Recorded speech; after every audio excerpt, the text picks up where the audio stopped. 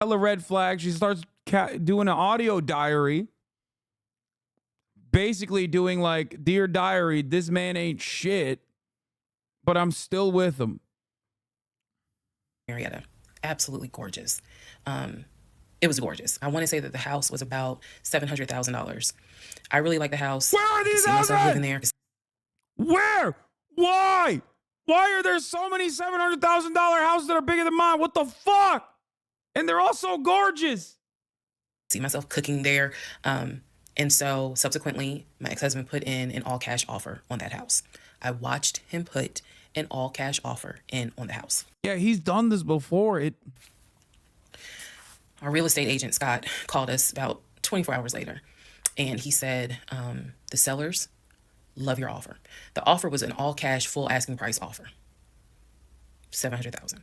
Let that sink in for a moment. He said the sellers love the offer. They are asking that you show proof of funds so that they can accept the offer. My ex-husband said, I will show proof of funds when they accept the offer. The seller said, great, we'll accept the offer when you show proof of funds. So basically we got into a standoff. And if you're a real estate agent or you work in real estate, I would love to know your thoughts on this. Wait, what? No, that's normal, Chad.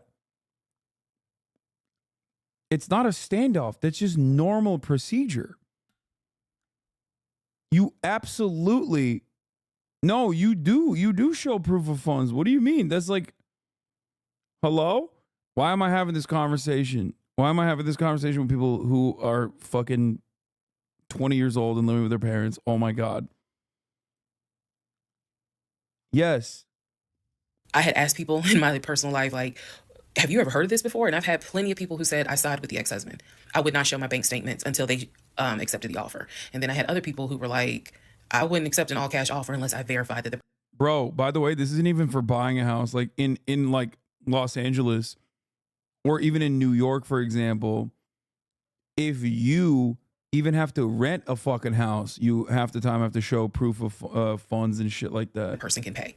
So I'm just curious what your thoughts are. Income. Okay. So our real estate agent called us and was like, guys, the sellers are giving you 2 days to show proof of funds. I had the letter that he showed me from Chase. I sent that to Scott, but that was for a mortgage. The offer was for all cash. So he needed to show proof of funds that he had the cash to pay $700,000. He didn't show it. He refused to budge on showing them proof of funds until they accepted the offer because he was afraid that they were going to create a bidding war. So what ended up happening was Scott called us and said, I apologize because I didn't do my due diligence as a realtor. He said, before I ever started showing you guys a house, I should have collected your pre-approval letter and proof of funds. He said, so at this point, my broker has informed me that I cannot show you guys another house until you show at least us, meaning the... Yeah, this is where the professionals are like now going, yeah, no, actually. No, that is not normal. The realtor for the realtor to ask that, for the realtor or the broker to ask that means that they were like sussed out. That means that he was having his time wasted and they were like, yeah, no, that part is definitely not normal. Showing proof of funds when you're in when you're going to purchase a house, that's normal. Showing it to the fucking realtor, nah. Real estate firm until you show us proof of funds. And so I'm just like, well, I'm telling my ex-husband, just show them the fucking proof of funds. Like, what's the problem? And so it was a lot of, yeah, realtor seemingly doesn't care about him being 6'4". Really, I find that this is really unprofessional because it's not our fault that you didn't do your job correctly. It got a little ugly and it got uncomfortable because I'm like, I don't understand why you don't show them proof of funds when you clearly just signed a document stating that you're putting an offer in at full asking price. This was the same thing that the realtor was saying. He was like, but you just signed an offer. So what's the problem? Like, you want them to accept the offer and then you'll show everyone the proof of funds? And my ex-husband, without missing a beat, said yes. So Scott did his best to work with the seller and say, look, accept the offer. He'll open the books. He'll show you the proof of funds. These sellers were like, no, that's not. And it wasn't so much the sellers. It was the seller's agent. Big respect to the seller's agent. But the seller's agent was like, no, that's not how we're doing business. He needs to show those proof of funds before I advise my clients to accept his offer, period. If he's not willing to do it, we'll go on to the next offer, because they did have another offer on the table. For it was less than asking price, but they were willing to accept that offer over the all cash offer because those people had basically shown proof. So subsequently, the house fell through. We passed the 2-day deadline. They went with the other offer. Also, at this point, our real estate agent, Scott, and I do not blame him for this, pretty much cut all ties, because what he, I believe, felt like was, I don't know what's going on, but something's going on. And this is not how I do business. So until you guys are ready to show the proof of funds needed to buy a house, you need to get yourself another agent, because we were already about 20 to 25 houses deep by this point. We had already put in 2 other offers. They fell through. And now here we are with this house. And once again, it fell through. Okay, so good news and bad news. Number one, this is part 14 of Who the Fuck Did I Marry? Bad news, this is going to be the last post for the night. And the reason why, good news, tomorrow's my birthday. So I'm just going to make this video, post it, and then I will pick back up probably Friday, because honestly, I truly want to enjoy my birthday tomorrow. I just want to enjoy my birthday. All right, so y'all don't be upset. Just, if anything, watch parts 1 through 14, then we'll be ready for part 15. So the house fell through in October 2020. And what I told him was, I said, I don't want to look at another house. I don't want to talk about cars. I want to get through the holidays, because it was going to be a holiday season where I could not celebrate my family because of COVID.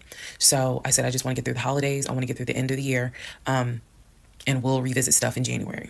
I was very calm when I said it. No argument, nothing like that. And he said he understood. A lot of what fueled me staying in this situation really was the fact that, number one, I didn't want to be alone. Number two, I didn't want to look stupid by having the relationship end so quickly, for everyone to be like, we told you something. Oh my God, that's the worst reason. Bro, she says sunk costs, baby. What's up?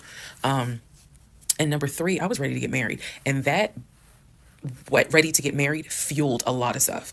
I would not admit this on part 14. Okay, this shit is crazy that she literally did that. And again, I was still making my audio diaries. So listening back to it, I knew something was wrong. I admit that. I knew something was wrong. But what I thought it was, truthfully, was like, why does it seem like there's always something? Like, why can't we just go ahead and get the house? Why is it always something? Why can't I just get the BMW? It still didn't dawn on me how deep this something went. And for the people who keep asking, I'm going in order of events. So yes, there will be a video where I explain how everything came out and what came out, what was true, what was not true. It's coming. I'm just getting all of this out in order. So I told him I didn't want to look at a house no more. I didn't want to talk about houses. Do not mention the word Zillow. Do not mention the word realtor. Nothing. Let me just get through the holidays. And for myself, the question was, what do you want to do? You want to stay with him? Or do you want to cut your losses? Cut your losses! And the part that kept me constantly second guessing myself was, what if he's not lying? What if he's not lying? Literally the conversation I had with myself was, at this point, he's lied like so egregiously. She's gearing us up to be like, oh yeah, this is why I married him. Okay. But he has lied so egregiously, like life-shattering, world-altering lies numerous fucking times. You know what I mean? Like, I'm not just talking like, oh, at the top of the hour, there isn't a 3-minute ad break type shit. I'm talking straight up. Straight the fuck up. Except there is a 3-minute ad break at the top of the hour. Obviously, you might think that's a lie if you're subscribed because you don't see them. Okay. For $5 or for free, you too can also think that I'm lying to you at the top of the hour because you'll never see another ad break ever again. Here's a 3-minute ad break now. This compelling story will continue during the ad break. No way he is lying about having money. You saw the paper from Chase. They don't just approve $750,000 for a mortgage for anybody. I've seen his checking account. You see how much money's in his available checking. Like I don't think he's lying. I don't think he's lying about that. But what is it? Is it that he doesn't trust me? Like, I second guess myself so much. Is it that he doesn't trust me? Wait, is it that maybe he doesn't really? When did she see his checking account? Take a week off. which is when we'll be done with the story. Want to get married? Like, what is it? Because I know what I saw. I know what I heard. I know that he's having conversations about move the money from this account to that account. I know he's paying my car note and all these bills. Like, clearly this man is making money. I know that I saw the letter from HR that states his new salary is 200 and something thousand. And I remember thinking, like, God, what am I missing? I'm missing something, but what is it? Because I know what I've seen. I know what I have touched. I have physically touched these papers. Like, I know how to read. So what is it that I am missing? He's close to his family. He talks to them all the time. You know, he's just a regular guy that just likes to watch NFL football. He leaves me alone when I want to watch Georgia football. You know, he's paying the bills, groceries. I haven't had to worry financially since I've met him. And as a woman who had lived on her own, paying her own bills, my God, that is the most intoxicating feeling when you meet a guy who just takes your stress and your worry away financially. But the downside is he took away the stress and the worry financially away and instead brought a mental fuck job I've never in my life had experienced. And I could not put my finger on it. I couldn't really talk to anybody about it because I'm a big believer in what happens at home stays at home. So I didn't talk to my girlfriends about it. I didn't talk to my family about it. But I just remember being like, bro, she's self-isolated. Like, she is literally an abusive boyfriend's dream girlfriend. That's crazy, dude. That is crazy. You're not even updating your friends on things that are happening. What am I missing? What am I missing? So we did not talk about houses. We did not look at cars. We didn't do any of that for November. I do love that she didn't even talk about this with any of her friends or family members and did a 80-part TikTok story after the fact. So I guess she did win at the end. December. And he came to me like around Thanksgiving, and what I thought was a very open, loving conversation. And in that conversation, he was like, okay, I know I have fucked up. I know that things are not feeling too strong right now. He was like, I want us to get married. I want a home. No. No. I will show you whatever you need to see to put you at ease.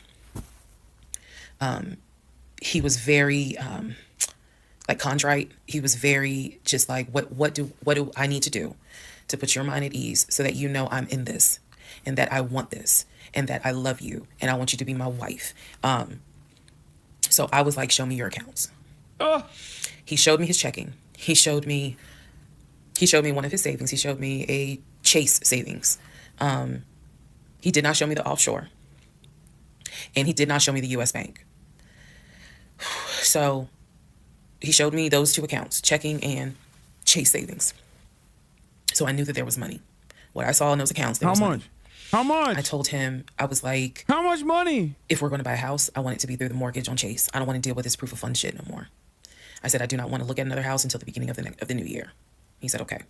That is when we then had a conversation. So I guess I lied because we are going to have a part 15 or 16 tonight. But that is when we then had the discussion about marriage. And that is where religion came into play. What? Yeah, I'll give y'all the other part tonight. Stand by. Okay, part 15. Who the fuck did I marry? So in December of 2020, around beginning of December, we had a conversation, kind of a come to Jesus heart-to-heart conversation. And both of us had grown up in the church. Or come to Muhammad heart-to-heart. The fact that we were not married, but living together, the fact that almost had a baby together, bothered both of us. Both of our families, my family and his family, were very adamant, like, okay, y'all either need to get married or y'all need to separate. And so I'm walking around with a ring on, which I'll post a picture of the ring because, God, there's so much to unpack. But anyway, walking around with a ring. And so he said to me, please say you don't buy this shit. She would have to be literally the greatest schizophrenic of all time. To be able to make up all of this would imply that, like, bro, come on. This is 5 full hours of her lying straight up. And also, we know it's not fake because the ex-husband has also started making TikToks. And so is the ex-husband's ex-wife. The ex-husband started making TikToks, and so did the ex-husband's ex-wife. Spoiler alert. Whatever I need to do my part to make this work, I'm willing to do. At the same time, it wasn't that I did not trust him as much as it was I felt like I wasn't trusting myself. Because again, like I said in the previous video, I know what I saw, I know what I read, I know what I've heard. This is going to be a HBO miniseries. I'm calling it now. But fuck, something was not sitting right with me. And every time I would question it in my head, the other side of me was like, okay. It's going to be a HBO miniseries played by that lady who was on the Variety lineup. What's her face?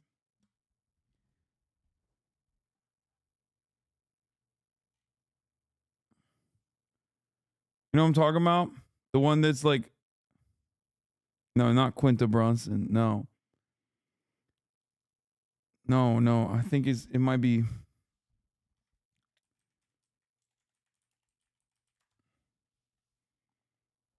No, not Viola Davis either. 100%. Devine Randolph, I think maybe.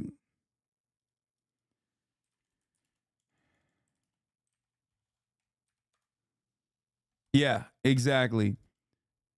Devine Joy Randolph is going to play her in a fucking miniseries on HBO. I'm telling you right now, is 100% happening.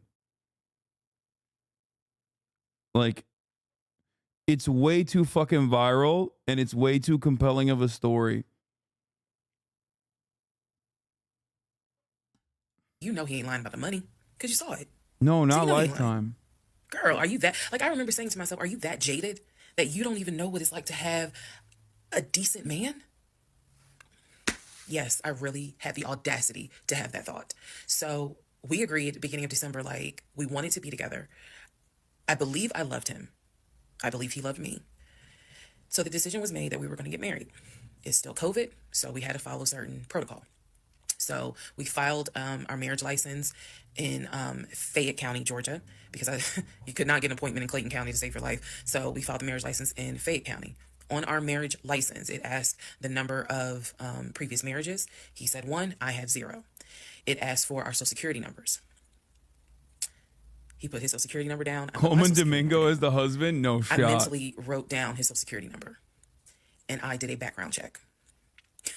I did a background check after I had filed a marriage license. Yes, I know, but I did. The background check, nothing came back. It was like no results found. I did a criminal background check, nothing came back. So I thought one of two things. Either I had the wrong social, meaning I wrote down the wrong social, or my paranoia was unfounded. There's nothing wrong with him because he has been always throughout the relationship a big stickler about law enforcement, following the law, because his dad was a retired police officer. So this is someone who has been, this is a guy who would check to make sure my tail lights were working, make sure my signals were working, make sure my oil was good, make sure I had enough gas in the car. So when the criminal history came back with no results, I was like, well, of course there isn't, because the man probably hasn't had so much as a speeding ticket. So we filed the marriage license, and then we made an appointment to get married, and waiting for the judge to come out of chambers so that she could marry us. And the reason why I'm pausing is because, my God, if I could go back and see that young woman sitting in that lobby.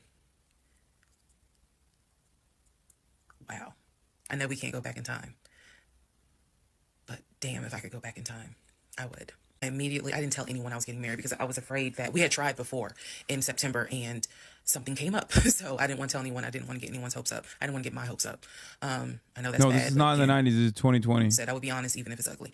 I told my mom, my family that we got married. Told my friends, they could not believe it. Like my mother was relieved, but she had no idea about what was going on. My aunt was more like, really? You married him? My friend, the one who took me to the hospital for the miscarriage, was like, I wish you would have told me, like, you deserve to have people there, take pictures and celebrate and all this other stuff. Yeah, listen to Auntie. And she was like, she's the type of friend, if you like it, I love it. You rock with him, I rock with him. The moment you don't, I don't either. So she was supportive. My other girlfriends were happy for me. They just hated that I had to get married during COVID. Because they were like, we would have loved to have, thrown you a bridal shower and a bachelorette party and all of that. It just sucks that you couldn't experience that. So we got married on a Tuesday. On the way home, stopped and got some wings, went home, and I had to get ready to go to work the next day. And life I got married January 5th. By January 31st, I knew I was in trouble. I still didn't know how deep, but I knew I was in trouble. That's when you found out you were in trouble? To give you all a very, very, very candid idea, I got married January 5th. The normal things that married newlyweds do, when we got married, completely stopped. And that was not by me. You always hear men talk about, man, now that we're married, she don't. In my case, it was the exact opposite. It was the exact opposite. So anyway, because this is not a forum to be all R-rated or whatnot, but y'all get what I'm saying. So we got married January 5th. January 6th, I went to work. It was a lot of people congratulated me because it kind of word got out that I got married. January 7th, I filed the paperwork to change my last name. And if you were following me, you can go back like 15, 16 videos, and I talk about how I had to change my name back to my maiden name. But I changed my name within about 3 days of getting married. My attitude was, this is the bed that I made. I'm going to do right by him. I'm going to do right by my marriage. I took marriage seriously. And when I married him, I absolutely married him thinking, I'm going to be with you for. Bro, this is a conservative wet dream, by the way. This is literally why they don't want like no fault marriage. I mean, no fault divorces and stuff like that. They want to lock women into this situation. Straight up. I mean, she voluntarily locked herself into that situation because she trapped her own mental state with conservatism. But like, this straight up is like a fantasy for conservatives. They salivate at the prospect of having a trad wife like this. For the next 40, 50 years. So we're going to have to figure this shit out. That was my mindset. I did not get married to turn around and be divorced in 6 months. But I got married January 5th, 2021. And by January 31st, I knew I was in serious trouble. So that is where we are. The next set of videos, the next set of all this will be me talking about how things went downhill before it crashed and I found everything out. In the meantime, tomorrow is my birthday. So, happy the stuff that, basically. I'm not recapping on this video. I'm just kind of answering some stuff that has been written to me. Okay, I'm gonna skip some of this. This has been internalized since 2020. Also, I don't want to seem like a cautionary tale to other women or to men for that matter, but to my sisters, to my ladies, white, black, Hispanic, Asian, doesn't matter. If something does not sit right with you, investigate it. I cannot stress that enough. January 6th. If just one woman watches these videos and she's like, you know what, something don't sit right with me, let me look into this, then it was worth it. Yes, it is a Lifetime movie. Yes, it is Netflix. Yes, it is crazy. Yes, it is hilarious also. Okay. It was traumatic. This is the type of content you watch at 1.5 speed? Bitch, I'm watching it at 1.5 speed. But what the fuck I went through. 21, right after getting married. So when I think back on it, there's things that I'm very, very grateful for. And why did you not leave? I don't remember the woman I was before I met that man. Changes you. And I've seen some women in the comments who were like, I was married to a habitual liar. I was married to a pathological liar. My baby daddy's a pathological liar. And my heart goes out to them because until you have dealt with someone so depraved, you really don't quite know how bad it can get. So I'm not have overlooked. I argued away things I should not have argued away. I still feel like God is sitting on the throne and he's like, I never planned for your monkey ass to marry him. I never even planned for you to go out and date with him. That's why I blew your tire. But you hard-headed and you went anyway. And then I tried to go ahead and show you signs. You ignored them. Like, I feel like God did everything to help me as his child. Be like, this is not who I created to be your helpmate. And you literally got a miscarriage. Was like, and these are the God literally the entire way was like, come on, I gave you the fucking warning signs. What the fuck are you doing? Consequences that I'm paying for basically telling God. And then God literally tapped out. Okay. I'm not even kidding. God, after a certain point, was like, all right, fuck this. You're on your own. You took this is too compelling. Let's see how far this goes. And I feel like God's grace is sufficient. It is. I do feel like when I sit back and I replay the events that happened, I truly cannot believe that was my story. because all I wanted was to meet a guy, for him to be my best friend, for us to get married, have a family. I wanted someone I could make fun of his big old forehead, and he make fun of my nappy head and all my wigs, God and was yet like he was my ride or die. popcorn time. I wanted someone that I could be like, man, help me with these kids, and he helped me with the kids. We had a nice home. We were comfortable. That is what I wanted. And I've said this before, and I say it again. I truly hoped it was my turn. You see the women who are, so happy and, they're in these loving marriages and life just looks good. I really, really wanted it to be my turn.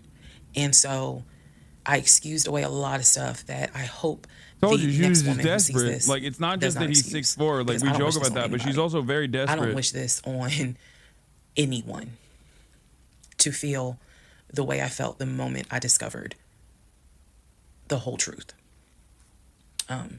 So I just wanted to say that, because I think it's important to try to answer the why is she posting this. Honestly, I was tired of holding it in. Hey, if you Aquarius, I'm marrying. Good night, y'all. Part 17, who the fuck did I marry? So for context and just to clarify some stuff, going forward, I'm going to now call my ex-husband, I'm going to use the name that I call him in real life. So that way it clears up the whole fiance, boyfriend, husband, ex-husband thing. So his name is Legion. Anyone that knows me will tell you that is what I call him. So Legion and I, when I left off at part 16, part 15. Okay, that's a cool as fuck name, dude. I'm not gonna lie. Like a Lenovo laptop, yes. That's a cool fucking name, dude. Legion and I got married January 5th of 2021. It's also a villain name. Like, nobody who's a good guy, no one in any story that's a good guy's like, yeah, they call me Legion. You know what I mean? Like, he came in hot. He's like, what's up? They call me Legion. For the first 2 weeks, things were fine. We got into like a routine, basically. I would go to work, he would go to work.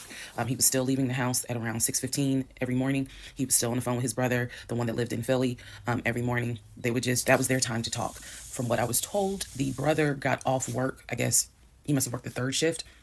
And so he was getting off work as Legion was getting ready to go to work. So that was the perfect time for them to talk. He would talk to his brother in Baltimore and the brother in Augusta, pretty much, just a quick phone call here and there, if not every day, every other day. So everything was pretty much the same. I would talk to my mom almost every day. I would talk to my aunt almost every day. So it was nothing to kind of, that's weird. That's what the morning routine was. He would talk. So I worked at Georgia State Patrol, and I took. No. He calls himself Legion. She's not calling him Legion because it's a biblical reference that means like a bunch of demons, even though the irony is there. But Said this in a previous video, but again, there were things I said in previous videos that I remember saying, hey, remember that because it's going to come back later. So I worked at Georgia State Patrol. I had been working there for almost 7 or 8 years by the time Legion got into the picture. He was fine with the fact that I worked within law enforcement. I'm not a trooper. I'm not a sworn officer. I'm a civilian. However, again, his dad was a retired police officer. So he was perfectly fine in the beginning with the fact that I worked for Georgia State Patrol. He had been to my office before. He had met some of my co-workers. Obviously, even with COVID, because I still had to go into the office 2 or 3 days a week, he had been up there. So the friend who took me to the hospital when I had my miscarriage has met him. He and I have been to her home with her and her significant other before. So again, even in the world of COVID, when there were little times where you could get together with people, he has met people in my life. He has met my friend, or that particular friend, and he has met some of my coworkers. So when we got married, the first 2 weeks, like I said, was fine. And then it's as if something snapped. Something just changed. What was totally acceptable before, suddenly little comments were made. Why are you wearing that to work? You get off at 3:30, so you'll be home by 5, he's right? acting different. Things that had never happened before. He had never questioned what time I'm going to be home. Really, he didn't need to question it because when I'm off work, I leave. So. Oh, dude. Oh, no. I bet the dick game changed, too. It was never a situation of, oh, I'm just sitting around at work and just run my mouth because I have nothing to do. And then it turned into, he would call me every day from work, and I'm going to demonstrate how those phone calls went, but he would call me every day from work. And if he even so much as heard a male voice in the background, True, she did he say would that. have You're little right. comments to me. Who was that? Are they in your office? Man, I never know who's around you, because it seemed like every time I call you, I have the hiccup, sorry. It seems like every time I call you, there's some man around. And I'm just like, at first I kind of shrugged it off. I laughed it off because it really truly was absurd to me. But then it became a bit more frequent. And so I really just didn't feed into it, because I'm like, I don't know if this is some insecurity. I don't know if this is jealousy, because nothing has ever been done to make you feel any sort of insecure type of way. I've never entertained another guy, never flirted with another guy. Like, I don't know where this is coming from. So it is also important to note, we got married January 5th. Things started changing around 2 weeks later. And the reason why I know it's 2 weeks is because I had recorded an audio diary on January 21st is the date of the audio diary. And I talk about how maybe I had unrealistic expectations, because it seemed as if things were changing with he and I. So 2 weeks pass. He starts making little comments. End of January comes. He informs me that he wants to start looking for a house again. I had no real desire to go through that process. So what he decides is that he's going to look for a house for us using his friend, the realtor, the one I did not meet. So he tells me that he and his friend have been talking, and he's going to start looking at houses. And what he's going to do is basically, if he feels like it's a house I would like, then he wants to show it to me, because he feels like, I know that your attitude really isn't, you're in the mood to look for a house. So I'm going to start looking. And then if I think it's a great house, then, you can come see it. And I remember thinking, that's not going to work. You're not going to choose a house without me. And he was like, no, I'm not going to choose the house, but I just think that, me and old boy have been talking. And so he has some houses that he is representing. He wants to show me. So why don't you let me look at it? And if it's worth the time, then I'll bring you to look at it. So he already had some sort of plan in place after talking to his friend about how he's going to start looking at houses. This is the end of January, 2021. So I kind of threw my hands in the air and was just like, whatever, because I'm not getting emotionally involved in looking at houses. And for me, that's kind of what it was. I felt like I would see a house, I could picture us living there, and then it gets snatched away somehow, some way. I didn't want to go through that. So the reaction that he wanted, which was for me to throw a fit, I did not do. I was just like, okay, all right, like, I trust you. And remember that I said the reaction he wanted, because that's going to come back later. So he started looking at houses. Funny enough, the houses that he looked at, none of them I actually saw. But he would call me and say, I'm at this house in Sandy Springs with the realtor friend. Apparently his realtor friend's name was Scott, not to be confused with the other Scott, the one that was actually helping us, that dropped us as clients. I want to make that clear. There were two Scotts. One is the realtor who was representing us, who said, hey, I need proof of funds. If you don't have those proof of funds, I cannot show you any more houses. The other Scott is his friend, who he had talked to on the phone at least 50 to 100 times in front of me. That's the Scott that he said is going to show me this house in Sandy Springs. Apparently the house was like $800,000. So he was like, I think that if I like the house, then I'm gonna bring you out here so you can see it. All right, now let's go into part 18. Okay, part 18, who the fuck did I marry? So he starts looking at houses in Sandy Springs, Alpharetta area with his friend Scott. I did not see any of these houses. I did not go. I didn't want to go. So what was starting to change is, remember I said before, he would leave the house every day at around 6:15. He would be home every day between 3:30 and 4 o'clock without fail. It was so, I shouldn't say it was annoying, but I could set my clock by the fact that I would hear that garage door open between 3:30 and 4 o'clock every day that he went to work. Even during lockdown, he still had to go to work. His job was only locked down for maybe a week. For me, I was allowed to work from home, but unfortunately, I did not handle it well. And so I would fall asleep and not check emails. Because so my boss he was worked like, yeah, at you a want to come back to the fucking office. distribution facility or some shit. There's no way. You're not trustworthy. And I wasn't. I mean, I would watch Netflix and not even be on my computer. So I had to start going back to work every day, 5 days a week. And I was, me and another lady were the only two in there, because we were the only two who did not handle work from home properly. Anyway, that's another story. So Legion he started to not come home by 4 o'clock. He started to come home 5:30, 6:30, sometimes 7 o'clock, because he was saying that he was looking at houses after work with his friend Scott. Cheating. He's cheating. It definitely was noticed that things are changing. And I just, at this point, kind of emotionally and mentally, I was just like, either cheating or another family. I don't know what to do. This is the end of January. Remember, I told you in part 15, I got married January 5th. By January 31st, I kind of knew I was in trouble. And by the end of January, sure enough, I knew things were changing in a way that I was like, I hate to sound redundant, but what the fuck is going on? So he's still maintaining the story of looking for a house, looking for a house. I like the way that she's describing this as though we haven't been saying that since episode 3.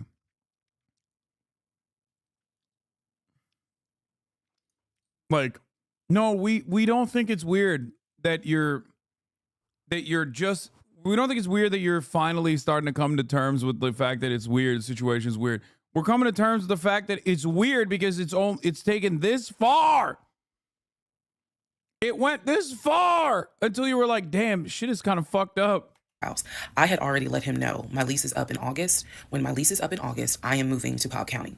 And my attitude was kind of like, you can go with me or you can stay here. I don't care, but I'm moving. I'm leaving Clayton County. The reason why I was so adamant to move was not because of Clayton County. It was not because of the house that I was in. It was because Legion had started to create this narrative that he was beefing with my female neighbor. He was trying to get me to believe that my female neighbor to the left of me somehow was interested in him. And so she would make these little comments and he would come in the house complaining about her and her music and the fact that she had, different men over to the house. It was driving me crazy. And all of this was kind of starting in January. So when I say that, it really seems like we got married January 5th and then we had 2 weeks of peace and then something just snapped. I literally mean something just snapped. So he's looking at houses. Now we're moving into February. February obviously is my birthday month. He did good. He did good to make Valentine. He went all out for Valentine's Day. To be fair, he is 6'4", so maybe the neighbor was like, damn, he's got enough for both of us. You know what I'm saying? The neighbor was like, he could break me off a piece of that dick a little bit on the side. All out for my birthday. My birthday and Valentine's Day are February 14th and February 15th. So he went all out on both days. Y'all ain't even gonna believe this story. But I said I would share even when it makes me look bad. So the weekend after my birthday, and what I mean by that is if my birthday was on a Tuesday, we're talking about Saturday. The weekend after my birthday, he gave me money to go to the nail salon, go get a manicure and pedicure. So I leave the house. I take his car. His car was in the driveway. We had a key to each other's car because, again, we're married at this point. We're talking February 2021. So I take his car and I drive to the nail salon over in Morrow. I'm in the chair getting a pedicure and I get a text message from my husband saying, someone was just at the house looking for you. And I'm like, who was looking for me? Who was it? And he said, I don't know. I think it was some, this is through text. I don't know. I think it was some dude you used to mess with. Okay. What? I was like, what are you talking about? He was like, I'm telling you, some guy just came to the house looking for you. I told him you were not here. So at this point, y'all, I'm in the chair at the salon. I'm freaking out because I'm like, who the fuck has the audacity to come to my home unannounced, uninvited, talking about they're looking for me? Especially because before I met my husband, I was working the last shift at Amazon as a part-time job. So I had not dealt with, dated anything with anyone for about a year before I met him in March of 2020. So I really was like, who the hell is this coming to my house? So I finished the pedicure. I head home. Once I get home, I'm like, what are you talking about? What happened? And so I have to interrupt this broadcast for a moment. I'm a mobile chatter. I'm 6'4" with a normal sized cock, and I've seen women's disappointment when I take my pants off, and I've compared with my coworkers. We had average cocks. In parentheses, I was in the army. Why did you voluntarily reveal this information about yourself?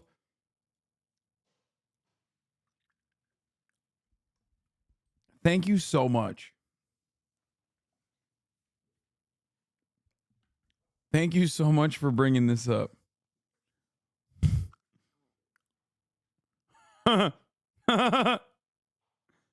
frazzled in a way. And he's calm. He was like, yeah, it was a black Dodge Charger. They pulled into the driveway. They backed in. They backed in as if they had been here before. So clearly this was someone who's been to your house. He got out the car. He said, I opened the door and I went out there and I said, is there something I can help you with? And he said, the guy said, I'm looking for, and gave him my name. And he said, I'm sorry, she's not here. And he was like, oh, okay. All right then. And just got in the car and drove off. And I was like, my brain stopped working because I'm thinking, who the heck could this be? A Dodge Charger? I was like, are you sure that it wasn't law enforcement? Like, was it the sheriff's office trying to serve me with a lawsuit for a credit card I didn't pay? He was like, no, he was in regular clothes. He was like, and it was not a police car. It was on a marked unit, basically. And so I'm just like, who the heck could this be? And he was like, I know who it was. And I said, who? He was like, I think it was your ex. I said, what ex?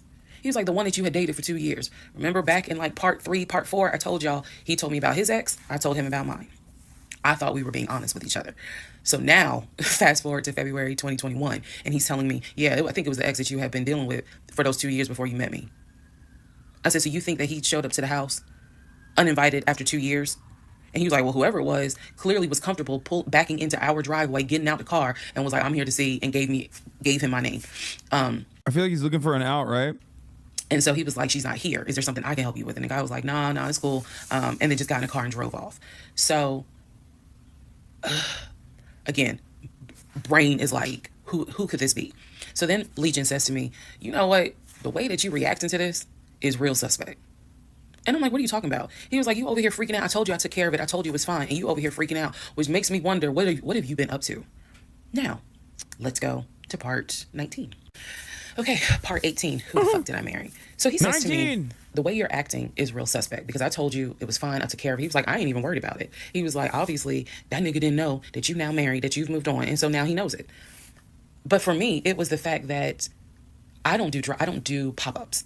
Don't come to my house unannounced. So if someone has done that, for me, it automatically feels like a violation and it feels like it needs to be addressed. So it was not as simple as, I already took care of it. It's fine. Let it go. No, we ain't letting nothing go because you don't have my permission to show up to my house. And before this turns into something where I'm going to be on Fox 5 News, I need to address that with you because that is not okay. So he didn't like the reaction I had to the story he told me where someone basically disrespected my home. And he felt like my reaction was really suspect. So what I'm going to get into the little details that he did not know about. So he tells me, again, it was a black Dodge Charger. They backed into the driveway. A gentleman got out of the car and he asked for me by name. And Legion said, she's not here. So I asked him, what does the guy look like? And he was like, why does it matter? I said, what the fuck does he look like? So Legion proceeds to give me the most generic description you can give. He was like, well, he was shorter than me. Ex-husband is about 6'3", 6'4". He was shorter than me. He was brown skinned. I said, did he have a hat on his head? Mind you. Shorter than me. 6'3", 6'4". This guy, he's lying about his fucking height too. I understand that before marriage, I was a damn fool.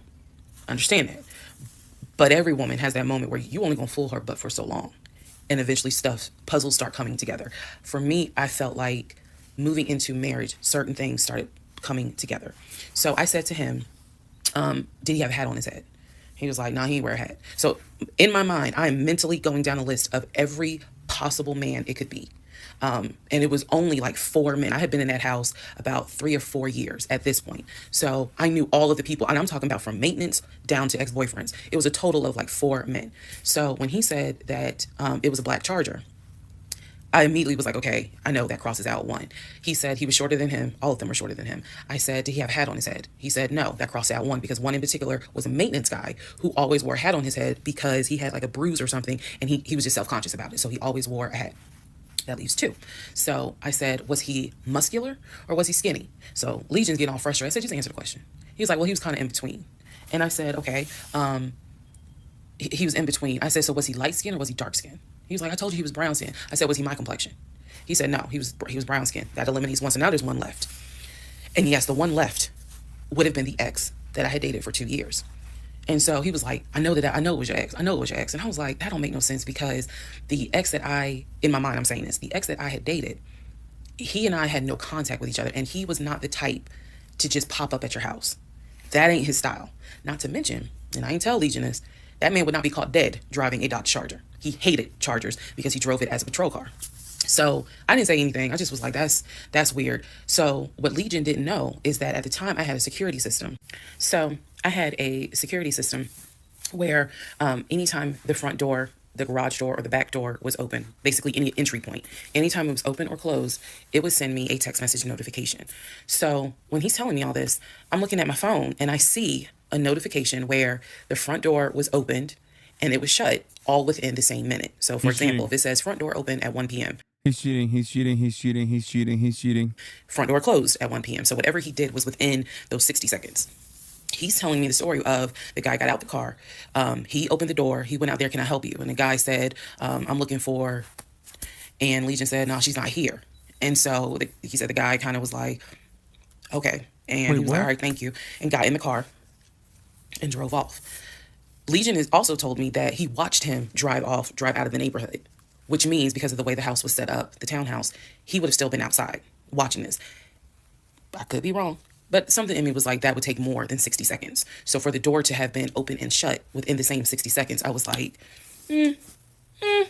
okay. So also what he didn't know, we didn't have a Ring door camera, but my neighbor did. And her Ring door camera caught my driveway. The view of the camera could see my driveway as well as her driveway. She went to the and so neighbor? whoever was coming in the door, our driveways were right next to each other. And then on the other side of it was the grass. So it was a perfect view of my driveway. So she Bro, at this point, I mean, okay. She knows. She's not a cop, chat. Shut up. She literally is a civilian that works for the fucking Georgia State Police, okay? You can talk about like her, morality in the situation if she is a participant of the police state or some shit, but like that's besides the point. Just fucking drop the leftism for 1 second, okay? And consume a compelling fucking story for once in your goddamn lives. I text her and I said, hey, were you home? I think I texted her the next day because I said, were you home on Saturday? And she said, no, I wasn't. What's up?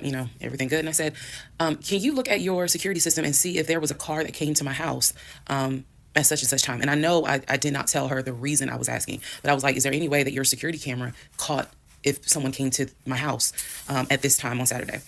She's like, yeah, sure, I'll look. And so maybe about a couple of hours later, she texted me back and said, hey, I looked at the camera, but I didn't see anything. And I said, okay, by any chance, did it catch if someone maybe walked up the driveway? Like maybe it wasn't a car in the driveway, but someone walked up. She said, I didn't see anything with your driveway yesterday. So I said, okay. And I knew that something in me, again, was like, nobody came to the house. So now here we are, a month and a half married. And now is when I'm like, why the fuck did he make that up? Because no one came to the house. No black Charger came to the house, pulled back into the driveway. Nobody got out the car and asked for me. Nobody was looking for me. So now I was sitting in the bedroom thinking through all this, and I'm like, why the fuck did he make that up? Because that's what happened. I'm looking at the text messages on my phone where he's telling me someone just came to the house looking for you, but no one came. So what was the purpose of that? And then something said to me, something in me said, he wanted to see your reaction. He just wanted to see the reaction. I don't think it was that. I think he's setting up. He's setting up for something. I think he's cheating. I'm already convinced that I believe he's cheating. That's why the dick game went sour. Okay?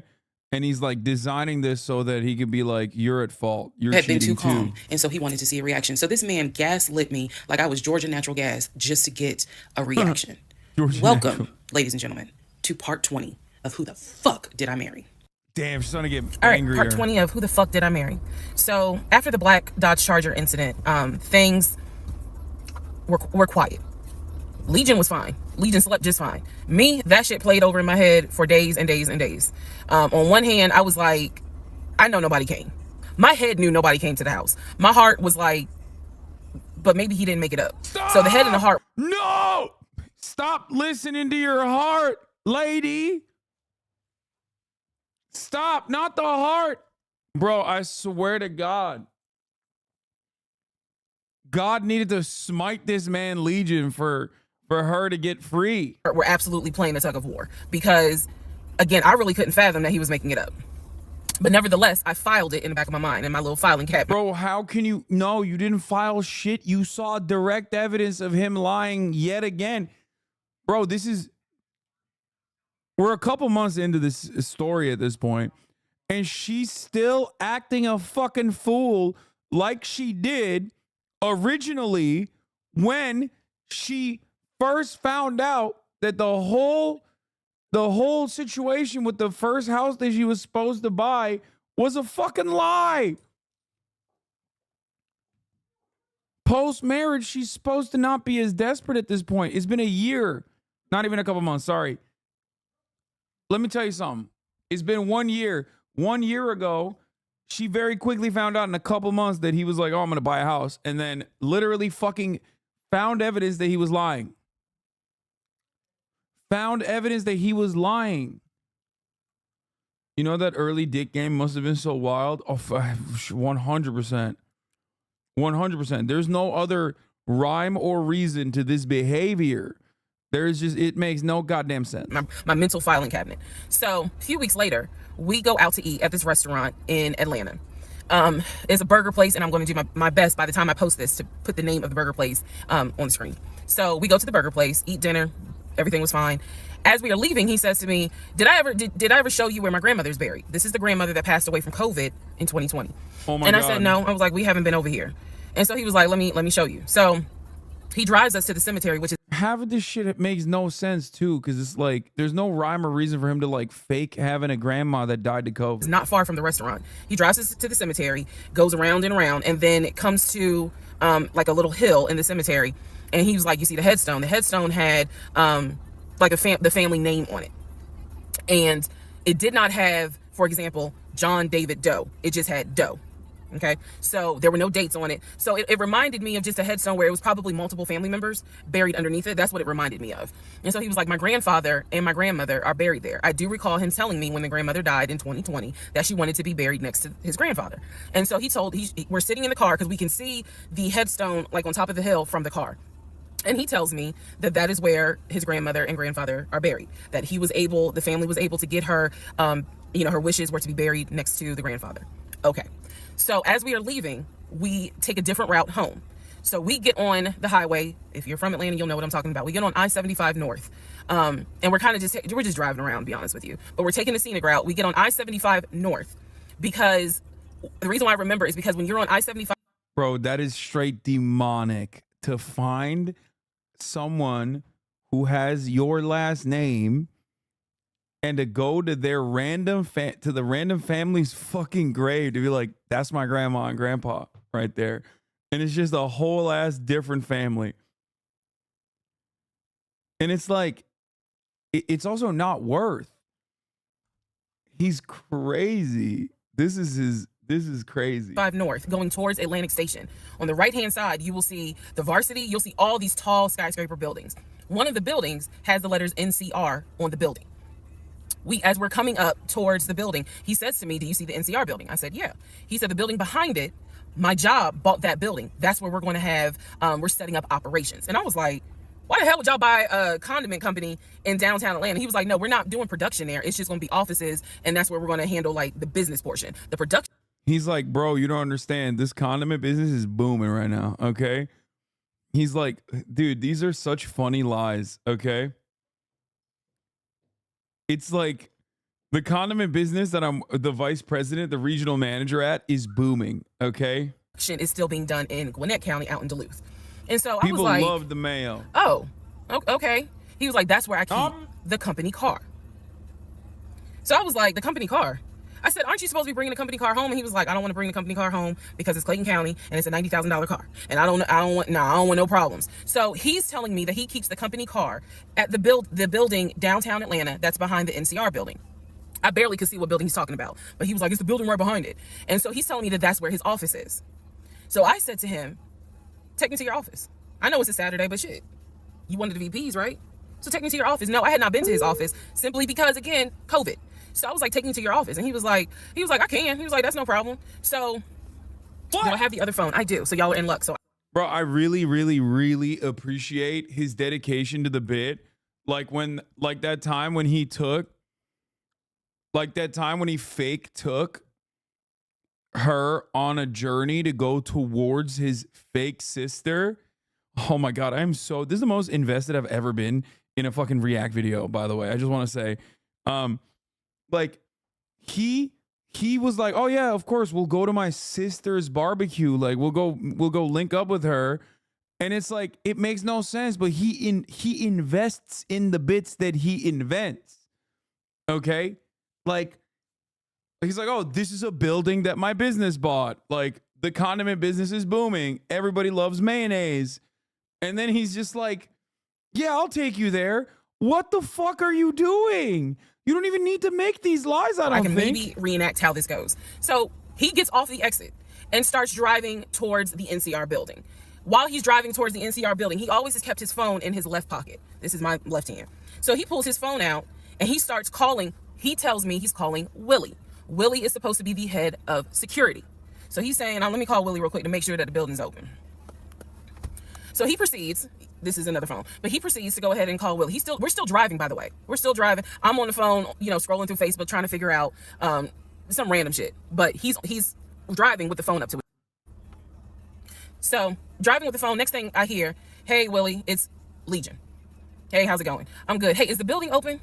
No, I just want to take my wife up there so she can see it and see my office. Are you up there right now? You're not? Okay, is Mr. Justin working? Okay. So is there anybody up there that can TikTok physically open the building? Because I don't think my badge is going to get me at least in the front door because of it's on the weekend lock. Okay. Okay. All right, let me know. All right, thank you, Willie. Bye. Y'all see how I did that? He's having this whole conversation while I'm sitting in the passenger seat. So then he gets off the phone and he says to me, Willie is not working and Justin apparently called out sick. So the building is locked and my badge won't get us in the front door. He was like, Willie's going to see if there's someone else that can open the front door so we can actually get in. He's like, my badge will get us on the floor, but it will not get us in the front door. No one ever called. So when he's getting off the... Bro, imagine if she was like, let me talk to him. He said the weekend log. Imagine the vice president, the regional manager can't get into the building. Come on, dog. Also, where's the card? Why is there no key card? Like, has she seen a key card? There ain't no fucking way. But imagine if she was like, yeah, let me talk to Willie. The highway, he basically turns onto Spring Street. Again, there's all kinds of shit I distinctly remember. He turns onto Spring Street so that he can then get on 75 South so we can go home. Never saw the office that day. But again, this is where he's saying that he keeps the company car. So when we get to part 21, I'll kind of go into detail about the whole company car a little bit more. Part 21, who the fuck did I marry? So the company car apparently was a charcoal gray BMW. I believe it was a 5 Series. It was a 5 Series. I don't know much about the sedans. Y'all know I wanted the X5, dark blue with a cognac interior. He got the BMW 5 Series, charcoal gray. Wait, he sent me a picture of the car. So I did see a picture of the car. After this whole NCR building, take me to your office, that is what he's claiming, is that he leaves the company car at that location. He's saying that he drives from Riverdale to Midtown, switches out cars, and then drives from Midtown to Duluth. Those that don't know how Metro Atlanta is, basically Midtown would be in between where we live and Duluth. I only know that he left. She's such a great storyteller. Like, she's filling the gaps. My Lord, she's so... Wait, why is he switching the company car? House every day at 6:15. I know that I never physically saw the company car come to our home. What? Saw a picture. Pictures, plural. He works for a condiment Murat's like low key at first. He was like, oh, I don't really like this, that you're watching the same video for this long. And now he's like low key tapped in and invested. In the corner, he's sitting there and going like, what kind of company does she work for? Like, dude, I'm telling you, I started off being like, this is a 5-hour fucking TikTok sequence. This makes no goddamn sense. Yes, bro. It's so compelling. Every part of this is so compelling. Whoa! Goddamn, Kaya. When he told me that he got a BMW 5 Series, keep in mind, this is after I had been promised a dark blue X5. So I was a bit salty. I don't care if it is a company car. I was a bit salty. I will admit that. Because I felt like you get to drive the car that I really want, which is a BMW. And so he would call me from the car. He would tell me, yeah, I may just drive home in this car and not switch back to his personal car. He was like, I don't know. He did that a lot. And yo, what? He's like teasing her with like extra fake shit. I realize now in 2024, he did that because he knew how excited I was to actually see the car. Because shit, I wanted to test drive it myself, to be honest with you. And he knew that. So reactions. So he would say stuff like that, like, man, I'm so tired, I might just drive the company car, go ahead and go home, and then, you know, just let me park it in a garage type thing. So eventually he stopped doing that because I didn't want to hear nothing about that car. I'm driving a Nissan, you driving a BMW, after you promised me a BMW. So I don't really want to hear nothing about it. So in terms of the company car, I did see that it was a, according to the pictures, a charcoal gray BMW 5 Series. If you're asking me the exact model, I don't know. But I know it's a 5 Series because I know the 7 Series is slightly longer. She's so It's a 5 valid. Series sedan. She's valid for that. He lied to her about getting her a Beamer, and then he's like flexing on her about having the Beamer, but she doesn't even have the Beamer. So after the whole situation with the cemetery to see his grandmother and grandfather's headstone, then there was the NCR. The office is open. Oh, it's not open. Justin ain't working. Willie ain't working. Willie is supposed to be head of security, but he ain't working. Okay. So at this point, I'm already numb. It is important for me to point out. I want to know who he was calling. Because, like, obviously, if it's a fake phone call, you're going to hear the like on the other side, even when you're sitting next to them. Like, did she never pick up on the fact that he was just not calling a single real person? Because he